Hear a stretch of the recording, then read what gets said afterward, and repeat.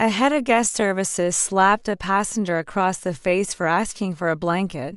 The sound echoed through the luxury cruise ship corridor.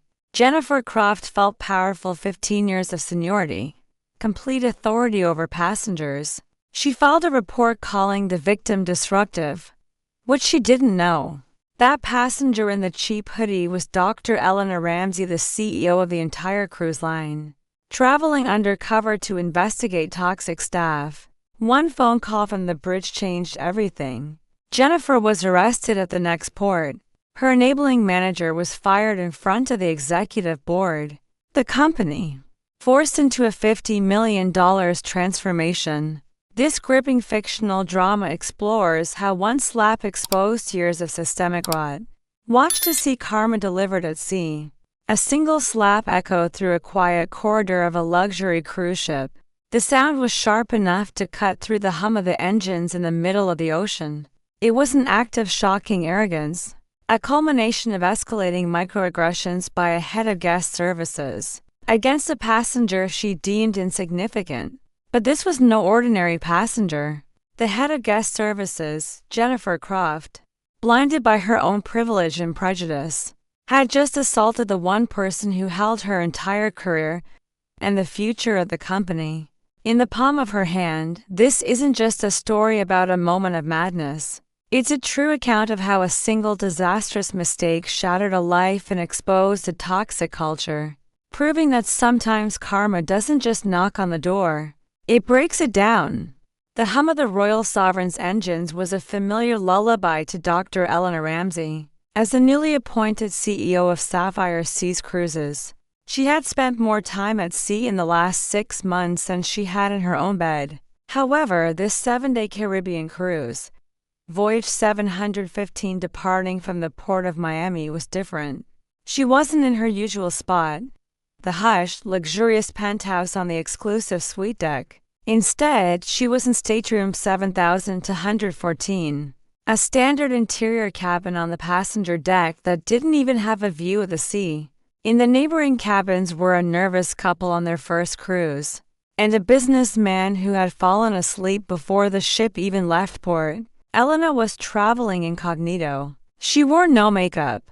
Her usually immaculate hair was pulled back into a simple ponytail, and her bespoke power suit was replaced by a bright blue, nondescript hoodie, comfortable joggers, and a pair of worn-out sneakers. A pair of large, unstylish glasses completed the disguise. To anyone who glanced her way, she was just another tired traveler. This was intentional. Sapphire Seas Cruises was bleeding money, its reputation tarnished by years of declining guest service. The board had hired her, a renowned corporate turnaround specialist, to stop the bleeding. But Elena knew you couldn't fix a patient without a proper diagnosis. And you couldn't get a real diagnosis from the sanitized reports of regional managers. You had to feel the pulse of the company yourself. The voyage began uneventfully. The embarkation process was chaotic but standard. The first taste of the problem came during her first request to room service. The voice of Jennifer on the line, the head of guest services, was clipped. "Of course," she said, but her tone said, "I can't be bothered with you." 10 minutes later, a steward practically threw the water bottle into Elena's hand. An hour later, Elena pressed the service button in her cabin. She wanted to ask for a blanket, knowing the cabins often grew cold. She waited. 5 minutes passed. 10 minutes. She could see Jennifer chatting with another attendant in the service bay down the hall, laughing at something on her phone. Elena pressed the button again. Another 5 minutes crawled by. Finally, a young steward named Marco, with a kind face, noticed the light and hurried over. "I'm so sorry for the wait, ma'am. How can I help you?" he asked, his voice full of genuine concern. "I was just hoping for a blanket." "If you have one," Elena said, offering him a warm smile. "Of course. Let me grab one for you right away." As Marco turned, Jennifer emerged from the service bay. "Marco, what's the holdup?" she snapped, then noticed him heading for the linen closet. "Don't tell me 7214 needs something else." She didn't bother to lower her voice. A few nearby passengers emerging from their cabins shifted uncomfortably. "She just asked for a blanket." "Jennifer," Marco said quietly. Jennifer rolled her eyes, turning her attention back to Elena. "You know." "Ma'am," she said, her voice dripping with condescension. "That call button is for emergencies, not for your every little whim. We are very busy. I apologize if I misunderstood its function," Elena replied, her voice remaining perfectly level. "I waited for nearly 15 minutes, and your colleague was kind enough to respond." The directness of the reply seemed to infuriate Jennifer. Her professional mask slipped entirely, revealing a flash of raw anger. "Well, some of us have actual work to do. Enjoy your blanket." She spun on her heel and stalked back to the service bay. Elena took a deep breath, her resolve hardening. This wasn't just poor service. This was a pattern of behavior. It was targeted, personal, and unprofessional. She wrote another note in her book. HGS head of guest services actively berates passenger for using call button.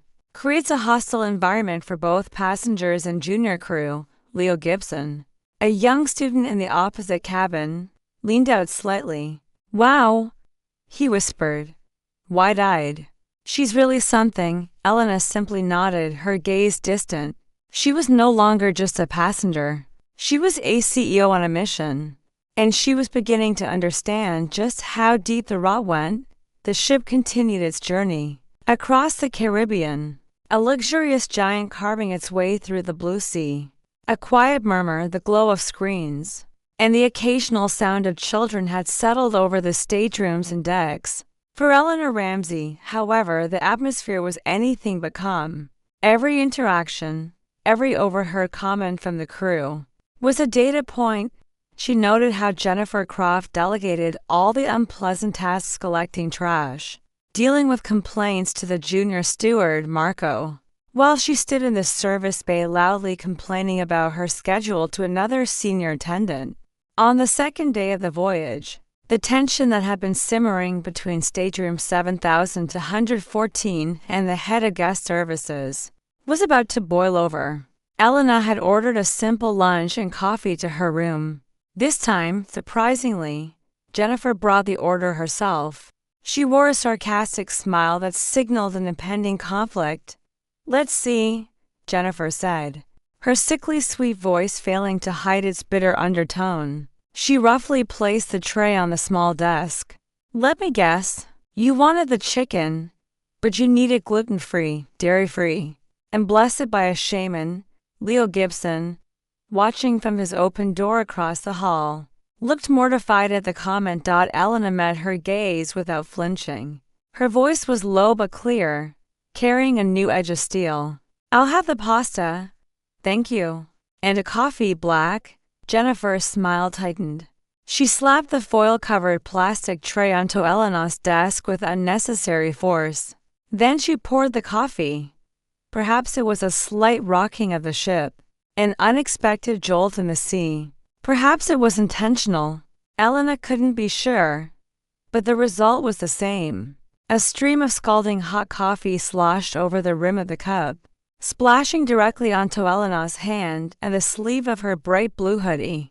Elena gasped, a sharp intake of breath, more from shock than pain, though her hand was already stinging, an angry red blotch blooming on her skin.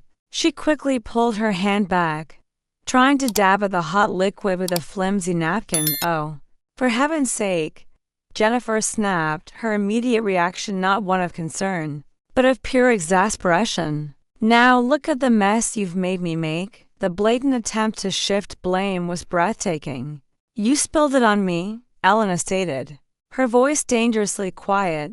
"I spilled it because you were probably fidgeting." Jennifer shot back defensively. "You need to be more careful when we're serving hot beverages." This was too much for the other passengers to ignore. "That's not what happened," Leo Gibson interjected from his doorway. "You were careless. You should apologize." "He's right," added an older woman passing by in the corridor. "You practically threw it at her." Jennifer's head whipped around, her face contorted with fury. She felt her authority, the fragile kingdom she ruled on the high seas, being challenged. And it was all because of this quiet, unimpressive woman in the interior cabin. Her anger, fueled by years of resentment and a misplaced sense of superiority, fixated on Elena as the source of her humiliation. "I will not be told how to do my job by a bunch of people who cruise once a year," she spat, her voice rising. "This woman has been a problem since she boarded, demanding things, pressing the call button incessantly." "That is a lie," Elena said, her composure finally beginning to crack. The pain in her hand was a dull throb, but the insult to her integrity and to every paying customer on that ship burned hotter. "I asked for a bottle of water and a blanket. Your behavior has been unprofessional and hostile from the moment I stepped on the ship." Leo Gibson, seeing the situation spiraling, discreetly took out his phone. He angled it just so, pretending to be scrolling, and hit record. The small red light was barely visible, but it was capturing everything. Jennifer took a step closer. Standing in Elena's doorway, her face inches from Elena's, her voice dropped to a menacing hiss. "You have no idea who I am. I've been with Sapphire Seas for 15 years. I'm the head of guest services on the ship. You are nobody in a cheap sweatshirt. So, I suggest you shut your mouth, clean up your mess, and be grateful you're on the ship at all." The threat hung in the air, thick and poisonous. It was a declaration of war. Every passenger in the surrounding cabins was now silent, watching the drama unfold with a mixture of horror and fascination. Elena slowly raised her head, her dark eyes locking with Jennifer's. The unassuming mask was gone. In its place was the cool, unshakable confidence of a woman who had faced down hostile corporate boards and ruthless competitors. She had seen bullies like Jennifer Croft before in boardrooms and on trading floors. They all had the same weakness. They mistook quietness for weakness and politeness for submission.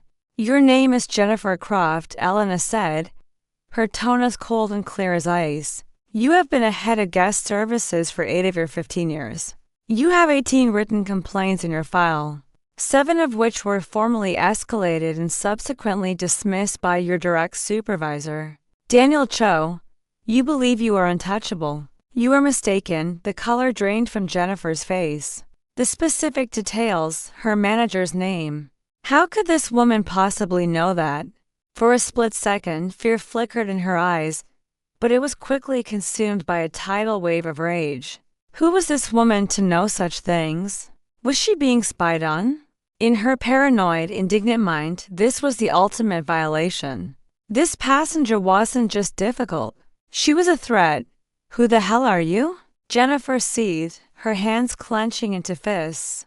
"I am a passenger on your ship," Elena replied evenly. "And I am telling you right now to step back and call the captain." "The captain?" Jennifer laughed, a harsh, ugly sound. "The captain doesn't have time for your pathetic little power trip. I am the authority on this deck, and I am done with you." She didn't shout. She didn't scream. She did something far worse. With a swift, vicious movement, she drew back her hand and slapped Elena hard across the face. The crack of the slap was shockingly loud in the ship's corridor. It wasn't a tentative tap. It was a full-force, open-palm strike born of pure, unadulterated fury. The sound silenced everything. The engine hummed, the quiet chatter, the rattling of the service cart.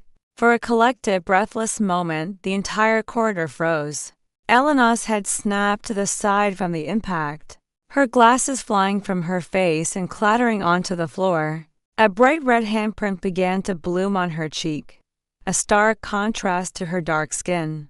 The sting was sharp and immediate, but it was the sheer audacity of the act that stunned her into a moment of disbelief. In all her years, through cutthroat negotiations and personal challenges, no one had ever laid a hand on her. Jennifer Croft stood panting, her chest heaving, her eyes wide with a mixture of shock at her own actions and a defiant, well-dyed justification. In her mind, she had put an unruly passenger in her place. She had asserted her dominance, but the reaction from the corridor was not what she expected. There was no support, no one nodding in agreement. Instead, there were gasps of horror. Leo Gibson, His phone still recording, whispered, "Oh my God." The older woman in the corridor covered her mouth with her hands. Elena slowly turned her head back to face Jennifer. There was no anger in her eyes, no tears, no fear. There was something far more terrifying, a profound, chilling calm. It was the calm of a chess master who sees the entire board and has just watched their opponent make a fatal, irreversible move. "Miss Croft," Elena said, her voice unnaturally steady, each word perfectly enunciated. "You have just committed assault on a passenger in the middle of a voyage. You have crossed a line from which there is no coming back." The young steward, Marco, rushed forward. "Jennifer, what did you do?" he cried, his face pale with shock. He looked at Elena, at the red mark on her cheek. "Ma'am, are you okay?" "I am so sorry. Stay out of this, Marco," Jennifer shrieked, rounding on him. She was being disruptive. "She threatened me." "She did no such thing," Leo Gibson said, finding his voice. He stood up, his phone held firmly in his hand now, no longer hiding it. "I have the entire thing on video. You berated her. You spilled coffee on her. You verbally abused her. And then you hit her. Everyone saw it." The word video seemed to pierce through Jennifer's rage-fueled haze. A flicker of genuine panic entered her eyes. The sea of faces around her were all looking at her with revulsion. The power she thought she held was evaporating like mist. Elena retrieved her glasses from the floor. One of the lenses was slightly cracked. She put them on and looked directly at Marco. "Please follow my previous instruction. Inform the captain that there has been a physical assault on a passenger by a member of his crew. Tell him his presence is required on the Lido deck immediately." "No." Jennifer tried to grab Marco's arm. "Don't you dare. I am the manager. I give the orders here." But Marco pulled his arm away, his loyalty finally, irrevocably broken. He looked at Jennifer with contempt and then turned to Elena, nodding. "Yes, ma'am. Right away." He hurried toward the stairs leading to the bridge. Jennifer was now trapped. The passengers around her had formed a silent, judging jury. The evidence of her crime was on a phone, and the captain was on his way. She turned back to Elena, her defiance curdling into a desperate, grasping attempt to regain control. "You're going to regret this," she hissed, her voice trembling. "I'm going to have you arrested for causing a disturbance the moment we dock." "I'll say you attacked me first." Elena simply shook her head, a look of pity on her face. "It's over, Jennifer. Your story won't hold. There are 24 witnesses and there is video evidence. You made your choice. Now you will live with it." Within minutes, Captain Shaw emerged onto the deck. A man in his late 50s with a stern, authoritative presence. His face was a thundercloud of controlled fury. He had clearly been briefed by Marco. His eyes scanned the scene, the tense passengers, the defiant but cornered manager, and finally, the calm woman with a bright red handprint on her face, "Miss Croft." The captain's voice was a low growl that commanded immediate attention. "My first officer has already radioed our port operations. You are to report to your cabin immediately, and you are not to interact with another passenger or crew member for the remainder of this voyage. You are relieved of your duties, effective immediately. Is that understood?" Jennifer's jaw dropped. "Captain, you can't." Is that understood?" He repeated, his voice louder, sharper, leaving no room for argument. Defeated, humiliated, and finally realizing the magnitude of her actions, Jennifer deflated. All the fight went out of her. "Yes, Captain," she mumbled, her eyes cast down. She threw one last venomous look at Elena before turning and slinking away down the corridor, the stares of the passengers burning into her back. Captain Shaw then turned his full attention to Elena. His expression softened with deep concern and professionalism. "Mum, on behalf of Sapphire Seas Cruises, I am profoundly sorry. This is an unacceptable and disgraceful breach of conduct. Are you injured? Do you require medical attention?" "I'll be fine, Captain," Elena said, her voice appreciative. Thank you for your swift action. We will have law enforcement and company representatives meeting the ship upon our arrival at our next port, San Juan, he assured her. Miss Croft will be taken into custody. We will need your statement. Of course. Of course, Elena agreed. She then looked at Leo Gibson. And this young man has evidence that will be very helpful. Leo, flustered but resolute, nodded at the captain. I have it all on video, sir. Captain Shaw gave him a grateful nod before addressing Elena again. Ma'am, my name is Captain Robert Shaw.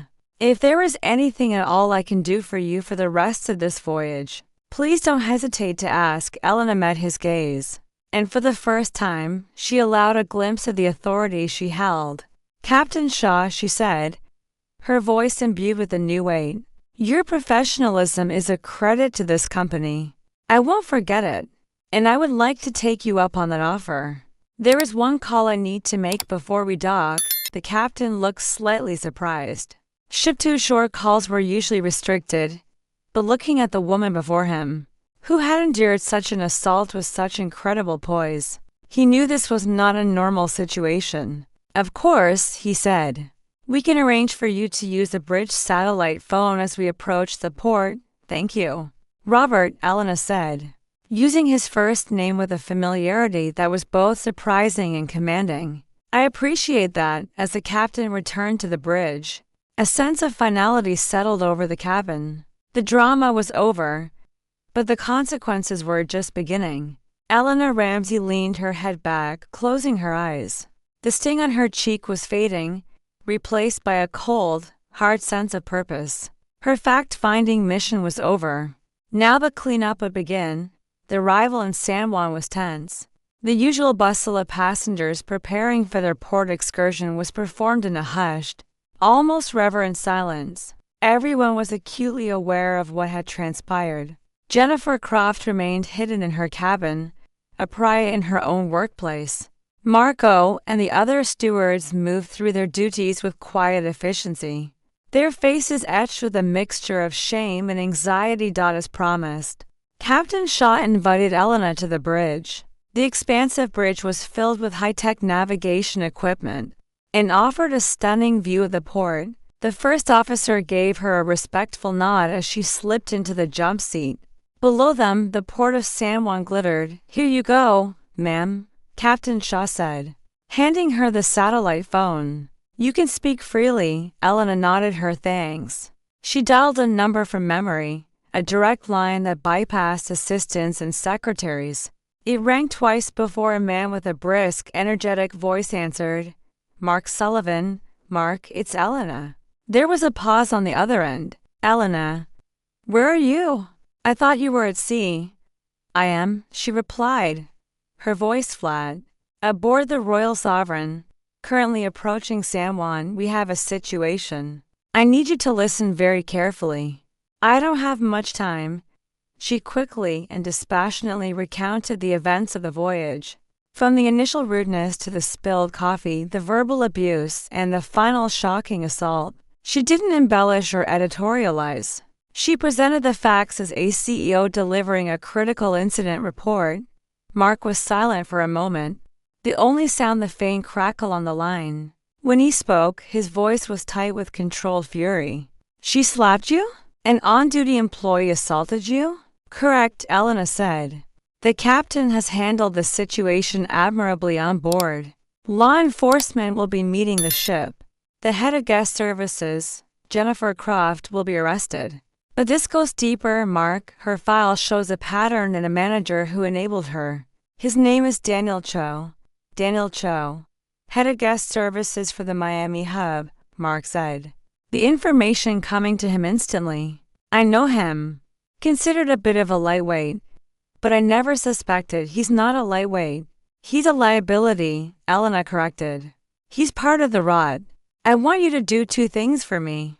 First, have our head of corporate security, Harris, meet me at the port. No fanfare. I want him and his team to handle this quietly. They are to take possession of the video evidence from the witness and take my official statement. I don't want to deal with port police for hours. Done, Mark said immediately. Second. Elena continued. Cancel my 8 a.m. meeting tomorrow. Instead, schedule an emergency executive board meeting for 9 a.m. sharp. I want Daniel Cho flown out to Miami tonight. Tell him it's a mandatory performance review. I want him in that boardroom tomorrow morning.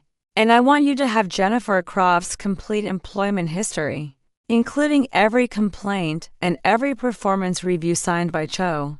Ready for that meeting? Consider it handled, Elena. Are you all right? Really, I'm fine, Mark. My cheek stings. But my resolve has never been clearer. This trip has been illuminating. I'll see you tomorrow. She disconnected the call and handed the phone back to the captain. Thank you, Captain. Everything all right, ma'am? He asked, sensing the gravity of the call. Things are being put in motion, Captain Shaw. She replied, her gaze fixed on the approaching dock. Change is coming. The ship docked with a gentle bump. As it tied up to the port, the mood on the ship was thick with anticipation. When the ship was finally cleared and the doors opened, no one moved. All eyes were on Elena. The gangway connected with a dull thud. The ship's door opened, but instead of the usual port staff, 3 men in sharp, dark suits stepped aboard.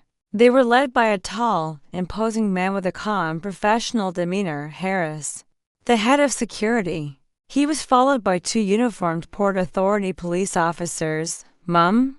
One of the officers said, his voice respectful but firm, addressing the entire gathered crowd of passengers. Please remain where you are for a moment. Harris's eyes scanned the deck and immediately found Elena. He gave a subtle, almost imperceptible nod. He then walked to the cabin, where Jennifer Croft was being held. Her face was ashen, streaked with tears. The defiance was gone, replaced by a dawning, terrifying understanding of her fate. Jennifer Croft. One of the officers asked. She nodded numbly. You are under arrest for assault. You have the right to remain silent. The officer's voice faded into the background as he recited her Miranda rights. Jennifer was handcuffed, her hands behind her back. The clicking sound of the cuffs was brutally final dot as she was led down the corridor. She refused to look at anyone, her head bowed in shame. The passengers watched in stunned silence as a woman who had lorded over them, with such arrogance, was led off the ship like a common criminal. Once she was gone, Harris approached Elena's location. Dr. Ramsey, he said quietly, his voice a model of discretion. We're ready for you. He then turned to Leo Gibson. And Mr. Gibson, I believe you have something for us. We'd be very grateful for your cooperation. Overwhelmed but determined, Leo nodded. Yes, sir. Of course. Harris's team escorted Elena and Leo off the ship before the other passengers, leading them through a private crew corridor to bypass the main terminal. The other passengers began to disembark, buzzing with the story they would be telling for years to come. Many of them glanced back at the empty corridor, at stateroom 7214, wondering who that woman really was. In a quiet lounge reserved for crew, Elena gave her statement. Leo transferred the crystal-clear video from his phone to a secure company laptop. It was damning, irrefutable proof of everything that had happened. Mr. Gibson, Elena said, turning to the young man once they were finished. You were very brave today. You did the right thing when many people would have chosen to look away. The company is in your debt. I couldn't believe what she was doing. Leo stammered. Neither could I, Elena said. Our security team will take you to a car. Please send us the bill for your ticket on this voyage. It will be fully refunded, along with a voucher for 10 penthouse suite cruises anywhere we sail. It's the least we can do. Leo's eyes widened in disbelief. Wow. Thank you. Thank you, Mum, as he was led away. Harris turned to Elena. The car is ready for you. Dr. Ramsey. Straight to the hotel. Elena touched her cheek, which now had a faint purplish bruise forming. Yes, Harris. Straight to the hotel. We have a very big day tomorrow. The battle on the ship was over. The war for the soul of her company was about to begin. The next morning, The Sapphire Seas Cruise's corporate headquarters in Miami buzzed with an unusual energy. Whispers of an incident on voyage 715 had started to leak, but the details were vague and speculative. All the executive team knew was that the CEO, Dr. Elena Ramsey, had called an emergency board meeting on short notice. At 8:55 a.m., Daniel Cho, the head of guest services for the Miami hub, arrived. He had been pulled off the red-eye flight, exhausted and confused. He'd been told it was a high-priority performance review, which he found odd, but not overly alarming. He prided himself on keeping his department running smoothly, or at least appearing to. He smoothed down his tie, took a sip of water, and tried to project an air of competence. He entered the main boardroom, a vast space dominated by a polished mahogany table and a floor-to-ceiling window, with a panoramic view of the city. Most of the executive team was already there, including Mark Sullivan. The atmosphere was formal and chillingly quiet. At the head of the table sat Dr. Elena Ramsey. Daniel's confidence wavered when he saw her. He had only seen the new CEO in corporate press photos. In person, she was formidable. But what truly unnerved him was the faint but distinct bruise on her left cheek. "Mr. Cho, thank you for joining us on such short notice," Elena said, her voice devoid of warmth. "Please take a seat." Daniel sat, his heart beginning to beat a little faster. This didn't feel like a performance review. It felt like an inquisition. "We have a critical matter to discuss this morning," Elena began, her eyes sweeping over every person at the table. "It concerns the culture of this company, a culture of complacency, of negligence, and of unacceptable employee conduct that has been allowed to fester under our watch." She paused, letting the words hang in the air. "Yesterday, I sailed from Miami to the Caribbean. Not in a suite, but in stateroom 7214. I wanted to experience our company as our customers do." A wave of understanding and dread washed over the room. Mark Sullivan kept his face impassive, but others shifted in their seats. Daniel Cho suddenly felt a cold knot of fear tighten in his stomach. Miami, a sailing from his hub. During that voyage, Elena continued, "I was subjected to a level of hostility and unprofessionalism that I would not have believed possible. This culminated in me being physically assaulted by the head of guest services." She touched her bruised cheek. The gesture was simple, but it sent a shock wave through the room. The CEO had been assaulted by one of their own employees. The employee's name is Jennifer Croft, Elena said, her eyes locking onto Daniel Cho. His face had gone pale. "A name I believe you are very familiar with, Mr. Cho." Daniel swallowed hard. "Jennifer. Yes, she's one of my senior managers. A bit direct perhaps, but very experienced." "Direct is an interesting euphemism for abusive," Elena countered coldly. "Mark, if you would." Mark Sullivan dimmed the lights, and a large screen at the end of the room flickered to life. The shaky but clear audio and video from Leo Gibson's phone began to play. The boardroom watched in stunned silence. They heard Jennifer's condescending remarks about the call button. They saw her aggressive posture during the coffee service. They saw the coffee spill and heard her blame Elena. They heard her venomous tirade, her claims of authority and her insults, and then they saw the slap, the raw, unedited violence of it. When the video ended, the room was silent, save for the hum of the air conditioning. Daniel Cho looked as if he'd seen a ghost. His ghost, Elena's voice cut through the silence, sharp as a scalpel. "Mr. Cho, I have here a file. It's Miss Croft's complete employment record. Over the past 5 years, she has had 18 formal passenger complaints filed against her. They cite rudeness, aggressive behavior, and in cases, discriminatory language. 7 of those complaints were deemed serious enough to warrant formal disciplinary review. Can you tell the board what action was taken in those 7 cases?" Daniel opened his mouth, but no sound came out. He knew the answer. "I'll tell you," Elena said, saving him the trouble. "In all 7 instances, you, as her direct supervisor, downgraded the severity of the incident. You had her attend the 1-hour online refresher course. You signed off on her performance reviews, calling her a strong leader who manages her deck effectively. You didn't suspend her. You didn't put her on probation. You did nothing. You enabled her. The complaint seemed exaggerated. Daniel stammered, his defense feeble. Jennifer is a long-serving employee. I thought it was best to handle it internally, to avoid paperwork. Elena's voice was laced with disbelief. You didn't handle it, Mr. Cho. You buried it. You cultivated a toxic employee because it was easier than doing your job. Your negligence created an environment where an employee felt empowered, enough to physically assault a passenger. In this case, that passenger was me. But it shouldn't matter who it was. It could have been anyone's mother or brother or child. Your failure, Mr. Cho, is a direct threat to the safety and reputation of this entire company.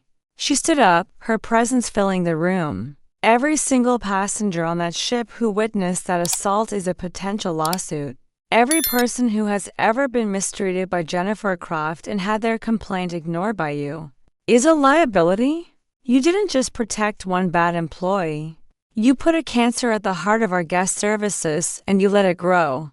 She looked around the table at the other executives. This stops now. The era of sweeping problems under the rug at Sapphire Seas Cruises is over. Accountability starts at the top. Her gaze returned to Daniel Cho, her eyes as hard as diamonds. Mr. Cho, your employment with Sapphire Seas Cruises is terminated. Effective immediately. Security will escort you from the building. Your severance will be limited to what is legally required. I trust you can find your own way back to New York. Daniel Cho stared at her, his face a mask of shock and ruin. His career, built over 2 decades, had just been publicly and brutally dismantled in less than 10 minutes. He had no defense. The evidence was absolute. He had been caught not just in a lie, but in a complete dereliction of his duty. He stood up on shaky legs, a broken man, and allowed the security guards to escort him from the room without another word. The door closed behind him, and a heavy silence fell. Elena Ramsey remained standing, a commander who had just won a decisive but painful battle. The rot had been exposed. Now the long and difficult work of healing could begin. As Elena Ramsey well knew, karma was not a mystical force. It was the logical and often brutal consequence of one's actions. In the days and weeks that followed the incident on Voyage 715, the consequences for Jennifer Croft and Daniel Cho unfolded with swift and unrelenting severity. For Jennifer, the process was a public crucifixion. Her arrest in San Juan was just the beginning. The district attorney's office, armed with the crystal-clear video and testimony from nearly a dozen passengers, including Leo Gibson, charged her with assault. Sapphire Seas Cruises, under Elena's direct orders, made it clear they would cooperate fully with the prosecution. They did not offer to pay her legal fees. She was on her own. The story inevitably broke in the media. A passenger had leaked a short clip of the slap, and it went viral overnight. News outlets picked it up, branding Jennifer with a catchy, cruel moniker, the slapping steward. Her name, her face, and her actions were broadcast across the globe. She became the poster child for customer service nightmares, desperate to control the narrative. Jennifer agreed to an interview with a national news program. It was a catastrophic miscalculation. Instead of appearing contrite, she came across as defensive and self-pitying. "This has been blown completely out of proportion," she said to the interviewer, her voice trembling with indignation. "That passenger was difficult from the very beginning. She was trying to undermine my authority. I was under a lot of stress. In my line of work, you have to be firm. I felt threatened." The interviewer played the clip of her sneering. "You are a nobody in a cheap sweatshirt." Jennifer flushed. That was taken out of context. I worked for that company for 15 years. I gave them my life, and they threw me away for one little mistake. For one passenger who knew how to push all the right buttons, the public backlash was immense. Viewers saw not a victim, but an unapologetic bully. The little mistake soundbite was mocked mercilessly. A crowdfunding page she set up for her legal defense was flooded with negative comments and raised less than $100. She was fired, facing criminal charges, and had become a national pariah. Old colleagues, once friends, now distanced themselves from her. Other cruise lines wouldn't touch her application. The career she had used as a shield and a weapon was gone forever. The authority she craved had vanished, leaving her with nothing but the consequences of her own arrogance. For Daniel Cho, the karma was quieter, but no less devastating. He wasn't a public villain, but within the tightly knit cruise industry, he was finished. The story of his public firing by the CEO for gross negligence spread like a forest fire. He was the manager who let the cancer grow. No cruise line would hire a man with that on his record. His reputation for being an easygoing, hands-off manager was reframed for what it was: laziness and a lack of moral courage. He lost his six-figure salary, his company benefits, and his professional standing. He was forced to sell his expensive Miami apartment and move in with his sister. In a small suburban town, every bridge he had built over 20 years had been burned by the fire of a single incident. He had allowed to fester through his own inaction. His sin wasn't a moment of rage, but 1,000 moments of deliberate indifference. And his punishment was a career death by 1,000 cuts. Meanwhile, at Sapphire Seas Cruises, Elena Ramsey was turning the crisis into a catalyst for profound change. She didn't hide from the incident. She owned it. She released a public statement, not a generic apology drafted by lawyers, but a direct video message from her office. What happened on Voyage 715 was a failure, she said. Looking directly into the camera, the faint remnants of her bruise were still visible, a testament to her authenticity. It was a failure of our systems, our training, and our culture. And as CEO, I take full responsibility. An apology is not enough. What you deserve is a promise of real, meaningful change. She announced the immediate launch of the Sapphire Cares initiative. It was a complete top-to-bottom overhaul of customer service training. It moved away from rote memorization of service manuals and toward empathy, de-escalation, and cultural sensitivity training developed in partnership with leading experts. She implemented a new, transparent complaint system, the Open Seas policy, where every formal complaint was reviewed by a new independent ethics committee, ensuring no manager could ever bury a report again. She also celebrated the heroes of the story. Captain Robert Shaw was publicly commended and promoted to fleet captain, tasked with overseeing the implementation of new crew resource management protocols. Marco, the junior steward who had shown kindness and courage, was given a promotion and became a public face for the new training initiatives. And Leo Gibson received his 10 penthouse suite tickets, along with a personal letter of thanks from Elena that he would later frame. The hard, swift karma that had befallen Jennifer and Daniel was not an act of revenge for Elena. It was a necessary amputation to save the patient. By publicly and decisively punishing the wrongdoers, while simultaneously rewarding those who upheld the company's values, she sent an unequivocal message to every single one of her 40,000 employees. The old way of doing things was over. Professionalism, respect, and dignity were no longer just words in a manual. They were the core principles of the new Sapphire Seas Cruises. 6 months later, the boardroom at Sapphire Seas Cruises felt like a different world. The tension of the emergency meeting was a distant memory, replaced by an atmosphere of cautious optimism and renewed purpose. The company's quarterly report was on the screen, and for the first time in 3 years, the numbers were trending upwards. Customer satisfaction scores had seen a double-digit increase. Employee morale, while still recovering, was on a steady incline. The Sapphire Cares initiative was not just a PR stunt. It was working. Dr. Elena Ramsey sat at the head of the table, not as an undercover passenger in a hoodie, but as a recognized and respected leader of the company. Her leadership style, direct, accountable, and deeply engaged, had permeated every level of the organization. The changes were palpable. Stewards now felt empowered to solve problems, knowing that good service would be rewarded and that abusive behavior from passengers or colleagues would not be tolerated. The open seas complaints system had flagged several other problematic employees who were either retrained or let go before another major incident could occur.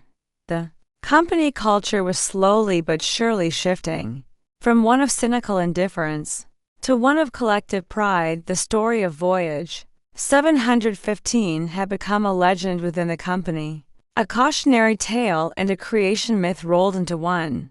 It was the moment everything changed. It was the day the CEO sat in stateroom 7214 and felt what it was like to be ignored, disrespected, and assaulted, and decided to burn the old system to the ground to save the company from itself. Jennifer Croft was eventually convicted of misdemeanor assault. She received a sentence of probation, mandatory anger management classes, and a hefty fine. She vanished from the public eye, her name forever a footnote in articles about viral videos and workplace meltdowns. Her 15 years of service had been erased by 15 seconds of rage.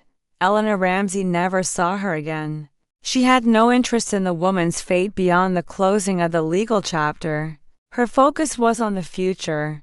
One afternoon, while reviewing passenger manifests, she came across a familiar name on a first-class passenger list for a transatlantic sailing to Southampton. Leo Gibson.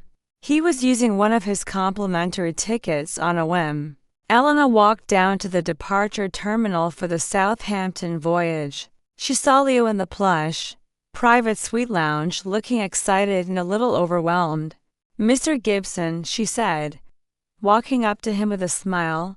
He jumped to his feet, his eyes wide. "Dr. Ramsey." "Wow, hello. I just wanted to say thank you again," she said, extending her hand. "And to see if our suite service is living up to its promise. It's amazing," he laughed. "Honestly, I feel a little out of place." "You're never out of place when you're a value customer," Elena replied, her words carrying the weight of her entire corporate philosophy. "And more than that, you're a friend of the company. You reminded us what it means to look out for one another. That's a lesson that has been invaluable." They spoke for a few minutes before his voyage was called for boarding. As Leo walked down the gangway, he turned and gave her a wave. Elena waved back, a genuine sense of satisfaction warming her. She had faced down hostility and prejudice, not with anger, but with strategy. She had turned a moment of personal violation into a crucible for corporate transformation. The slap on Voyage 715 had been an ending for Jennifer Croft and Daniel Cho. But for Sapphire Seas Cruises and for Elena Ramsey herself, it had been a violent, necessary, and ultimately transformative beginning. The company was climbing again, not just in revenue, but in integrity, one voyage at a time. The story of Voyage 715 is a stark and powerful reminder that our true character is revealed, not by the authority we hold, but by how we treat those we believe have none. Jennifer Croft's slap was more than just an act of violence. It was a final desperate cry of an arrogance that had been fostered by a broken system. Dr. Elena Ramsey's response shows us what true leadership looks like. It's not about revenge, but about accountability. It's about having the courage to tear down a toxic culture and rebuild it on a foundation of respect. This wasn't just karma. It was a corporate restructuring of the most personal kind. It proves that one person in the right stateroom, whether it's the penthouse suite or 7214, can truly change the world around them. If you believe that karma is real and that accountability should travel all the way to the top, hit that like button. Let us know in the comments what you would have done if you were a passenger on that ship. Share this story with someone who needs to see that doing the right thing, even when it's hard, always matters. And don't forget to subscribe and hit the notification bell so you never miss another story of justice being served.